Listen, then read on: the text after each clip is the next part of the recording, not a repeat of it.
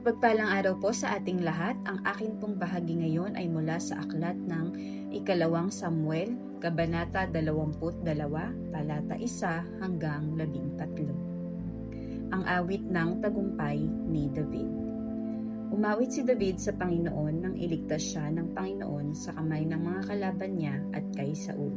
Ito ang awit niya. Panginoon, kayo ang aking matibay na bato, na kanlungan at pananggalang. Kayo ang aking tagapagligtas na nag-iingat sa akin. Bilang kanlungan na bato, makakapagtago ako sa inyo. Iniligtas niyo ako sa mararahas na tao. Karapat-dapat kayong purihin, Panginoon, dahil kapag tumatawag ako sa inyo, iniligtas niyo ako sa mga kalaban ko. Tulad ng mga alon, ang kamatayan ay nakapalibot sa akin. Ang mga pinsalay tulad ng malakas na agos na tumatangay sa akin. Ang kamatay ay parang lubid na nakapalupot sa akin at parang bitag sa aking daraanan. Sa aking kahirapan, humingi ako ng tulong sa inyo, Panginoon na aking Diyos, at pinakinggan niyo ang panalangin ko roon sa inyong templo. Lumindol at ang pundasyon ng kalangitan ay nayanig, dahil nagalit kayo, Panginoon. Umusok din ang inyong ilong at ang inyong bibig ay bumuga ng apoy at mga nagliliyab na baga. Binuksan niyo ang langit at kayo'y bumaba at tumuntong sa maitim na makapal na ulap. Kayo'y sumakay sa isang kerubin at mabilis na lumipad na dala ng hangin. Pinalibutan mo ang iyong sarili ng kadiliman ng madilim at makapal na ulap. Kumidlat mula sa inyong kinaroroonan at mula rooy bumagsak ang mga yelo at nagliliyab na baga. Ito ang salita ng Diyos. Amen.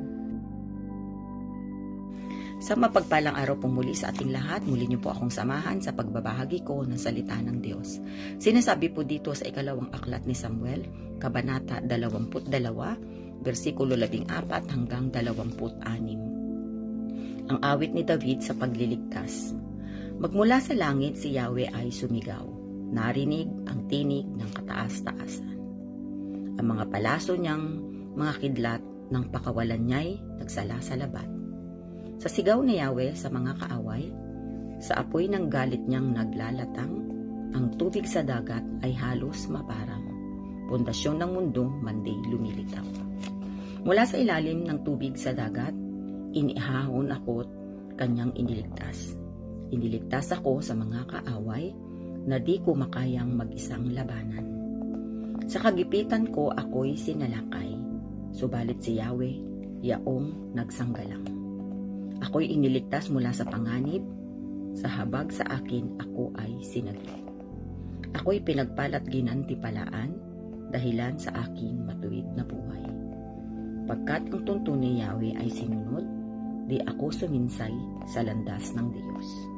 Aking tinalimaya ang kautusan, sinunod kong lahat sa buo kong buhay. Nalalaman niyang ako'y walang sala. Sa gawang masamay, lumayo tuwina. Ako'y pinagpalat ginantimpalaan, dahilan sa aking matuwid na buhay. Sa nangagtapat, ikaw rin ay tapat. Sa mga matuwid, matuwid kang ganap. Ito po ang mga salita ng Diyos. Papuri po sa Diyos. Amen. Ang aklat ng ikalawang Samuel, Kabanata 22, versikulo 27 hanggang 39. At ang sabi, tapat kayo sa mga taong totoo sa inyo, ngunit mas tuso kayo sa mga taong masasama. Inililigtas nyo ang mga mapagkumbaba, ngunit ibinababa nyo naman ang mga mapagmataas. Panginoon, kayo ang aking liwanag sa kadiliman, kayo ang aking ilaw. Sa tulong nyo, kaya kong salakayin ang grupo ng mga sundalo, at kaya kong akitin ang pader ng kanilang tanggulan. Ang pamamaraan nyo, O Diyos, ay walang kamalian. Ang inyong mga salita ay maaasahan. Kayo'y katulad ng isang kalasag sa mga naghahanap ng kaligtasan sa inyo. Kayo lang, Panginoon, ang tunay na Diyos at wala nang iba. At kayo lang talaga ang aming batong kanlungan. Kayo ang nagbibigay sa akin ng kalakasan at nagbabantay sa aking daraanan. Pinatatatag ninyo ang aking paa tulad ng paa ng usa upang maging ligtas ang pag-akyat ko sa matataas na lugar. Sinasanay niyo ako sa pagkipaglaban tulad ng pagbanat ng matibay na pana. Ang katulad nyo ay kalasag na nag-iingat sa akin, at sa pamamagitan ng inyong tulong ay naging kilala ako. Pinaluwag nyo ang aking dadaanan, kaya hindi ako natitison. Hinabol ko ang aking mga kalaban at inabutan ko sila, at hindi ako tumigil hanggang sa naubos ko sila. Hinampas ko sila hanggang sa sibagsak at hindi na makabangon sa aking paanan. Ito ang salita ng Diyos. Amen. Our devotion for today is from the book of 2 Samuel, chapter 22, verse 40 to 51. Sapagkat ako'y binikisan mo ng kalakasan sa pagbabaka, iyong pinasuko sa akin niya ang nagsisibangon laban sa akin. Iyo ring pinatalikod sa akin ang aking mga kaaway upang aking mga hiwalay ang nagtatanim sa akin. Sila ay nagsitingin, ngunit walang magnaligtas sa Panginoon, ngunit hindi niya sinagot sila. Nang magkagayoy, pinagbabayo ko sila na gaya ng alabok sa lupa. Aking pinagyurakan sila na gaya ng putik sa mga lansangan at akin sila pinapangalat. Inilagtas mo rin ako sa mga pakikipagtalo sa aking bayan. Iningatan mo ako na maging pangulo sa mga bansa. Ang bayan na hindi ko nakilala ay maglilingkod sa akin. Ang mga taga-ibang lupa ay magsisisuko sa akin.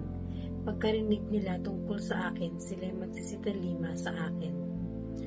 Ang mga taga-ibang lupa ay mga ngalulupaypay at magsisilabas na nanginginig sa kanilang mga kublihan. Ang Panginoon ay buhay at purihin nawa ang aking malaking bato at itanghal nawa ang Diyos na malaking bato ng aking kaligtasan.